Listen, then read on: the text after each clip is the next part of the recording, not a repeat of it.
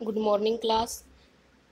हमारा third lesson complete हो चुका है। आज हम हमारा फोर्थ लेसन शुरू कर रहे हैं। इसका नाम है इस्लाम का उदय और विस्तार। इस्लाम धर्म का उदय और विस्तार। इसमें हमें 570 ईस्वी पूर्व से 1200 ईस्वी पूर्व तक देखने को मिलेगा। इस काल के दौरान इस्लाम धर्म का उदय कैसे हुआ। अरब में इस्लाम धर्म का उदय। धर्म, निष्ठा, समुदाय और राजनीति। सन 1612 से 1632 में पैगंबर मोहम्मद ने एक ईश्वर अल्लाह की पूजा करने का और आस्तिकों को उम्मा भी कहा जाता है कि एक ही समाज की सदस्यता का प्रचार किया। यह इस्लाम का मूल था। पैगंबर मोहम्मद सौदागर थे और भाषा तथा संस्कृति की दृष्टि से अरबी थे। 6वीं शताब्दी की अरब संस्कृति अधिकांशतः अरब प्रायद्वीप और दक्षिणी सीरिया और मेसोपोटामिया के क्षेत्रों तक सीमित थी। अरब लोग कबीलों में बटे हुए थे। प्रत्येक कबीले का नेतृत्व एक शेख द्वारा किया जाता था, जो कुछ हद तक पारिवारिक संबंधों के आधार पर था, लेकिन ज्यादातर व्यक्तिगत साहस, बुद्धिमत्ता और उदारता के आधार पर चुना जाता था। प्रत्येक कबीले के अपने स्वयं के देवी देवता होते थे, जो बुतों के रूप में देवालयों में पूजे जाते थे। बहुत से अरबी कबीले खानाबदोश, बद्दू यानी बेदुइन होते थे। खानाबदोश होते हैं जो एक जगह से दूसरी जगह घूमते रहते हैं। उनको इस्लामी भाषा में बद्दू या बदुइन बोला जाता है, जो खाद्य और अपने ऊँटों के चारे के लिए तलाश में रेगिस्तान के सूखे क्षेत्रों से हरे भरे क्षेत्रों की ओर जाते रहते थे। कुछ शहरों में बस गए थे और व्यापार अथवा खेती का काम करने लगे थे। पैगंबर मोहम्मद का अपना कबीला कुरैश मक्का में रहता था। पैगंबर मोहम्मद कुरैश कबीले के थे और वहाँ के मुख्य धर्मस्थल पर उनका नियंत्रण था। इस स्थल का ढांचा घनाकार था और उसे काबा कहा जाता था, जिसमें बुत रखे हुए थे जिनकी लोग पूजा करते थे। मक्का के बाहर के कबीले भी काबा को पवित्र मानते थे। वे इसमें अपने भी बुत रखते थे और हर वर्ष इस इबादत गाह की धार्मिक यात्रा करते थे, हज की यात्रा। जैसे हमारे हिंदू धर्म में हम हरिद्वार वगैरह जाते हैं यात्रा करने के लिए। इनका जो पवित्र स्थल है हज की यात्रा बोला जाता है, जब ये अपने अल्लाह की इबादत करने काबा जाते हैं। मक्का यमन और सीरिया के बीच के व्यापारी मार्गों के एक चौराहे पर स्थित था, जिससे शहर का महत्व और बढ़ गया था। काबा को एक ऐसी पवित्र जगह माना जाता था जहां हिंसा वर्जित थी और सभी दर्शनार्थियों को सुरक्षा प्रदान की जाती थी। तीर्थ यात्रा और व्यापार ने खानाबदोश और बसे हुए कबीलों को एक दूसरे के साथ बातचीत करने और अपने विश्वासों और रीति रिवाजों को आपस में बांटने का मौका दिया। हालांकि बहुदेववादी अरबों को अल्लाह कहे जाने वाले परमात्मा की धारणा के बारे में अस्पष्ट सी ही जानकारी थी। संभवतः उनके बीच रहने वाले यहूदी और ईसाई कबीलों के प्रभाव के कारण, लेकिन मूर्तियों और इबादत गाहों के साथ उनका लगाव सीधा और मजबूत था।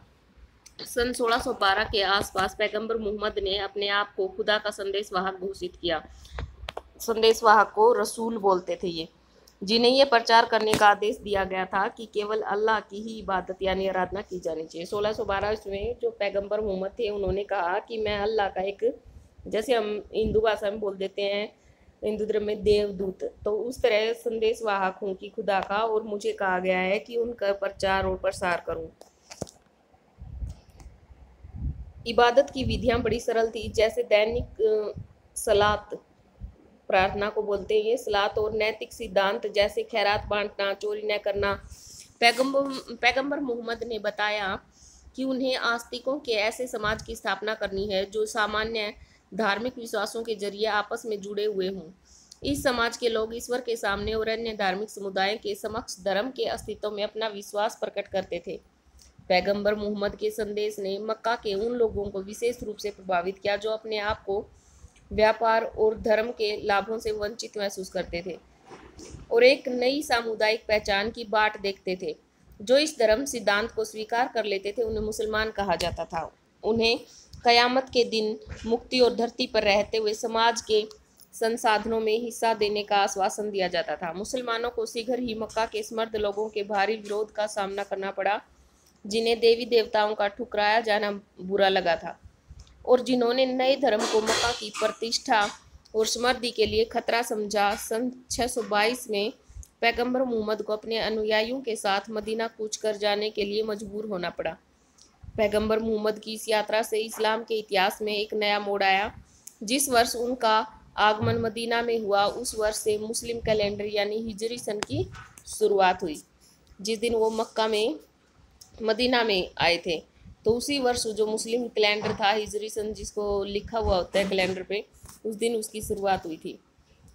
इस्लामिक कैलेंडर हिजरी सन की स्थापना उमर की खिलाफत के समय की गई, जिसका पहला वर्ष 622 ईस्वी में पड़ता है। हिजरी सन की तारीख को जब अंग्रेजी में लिखा जाता है तो वर्ष के बाद AH लगाया जाता है। हिजरी वर्ष चंद्र वर्ष है, जिसमें 354 दिन 29 अथवा 30 दिनों के 12 महीने होते हैं। प्रत्येक दिन सूर्यास्त के समय से और प्रत्येक महीना अर्धचंद्र के दिन से शुरू होता है। हिजरी वर्ष सौर वर्ष से 11 दिन कम होता है। अतः हिजरी का कोई भी धार्मिक त्यौहार, जिनमें रमजान के रोज़े, ईद और हज शामिल हैं, मौसम के अनुरूप नहीं होता। हिजरी कैलेंडर की तारीखों को ग्रेगोरियन कैलेंडर, जिसकी स्थापना पोप ग्रेगरी 13वें ने द्वारा 1582 ईस्वी में की गई थी, की तारीखों के साथ मिलाने का कोई सरल तरीका नहीं है। इस्लामी और ग्रेगोरियन क्रिश्चियंस वर्षों के बीच मोटे रूप से समानता की गणना निम्नलिखित फार्मूलों से की जाती है। ये फार्मूले दिए गए हैं। किसी धर्म का जीवित रहना उस पर विश्वास करने वाले लोगों के जिंदा रहने पर निर्भर करता है। इन लोगों के समुदाय को आंतरिक रूप से मजबूत बनाना और उन्हें बाहरी खतरों से बचाना जरूरी होता है। सुदृढ़ीकरण और सुरक्षा के लिए राजनीतिक संस्थाओं की आवश्यकता होती है, जैसे राज्य और सरकारें, जो या तो पीछे से विरासत में प्राप्त होती हैं या फिर बाहर से प्राप्त की जाती हैं, अथवा जिनका निर्माण बिल्कुल नए सिरे से करना पड़ता है। पैगंबर मोहम्मद ने इन तीनों तरीकों से मदीना में एक राजनीतिक व्यवस्था की स्थापना की, जिसने उनके अनुयायियों को सुरक्षा प्रदान की।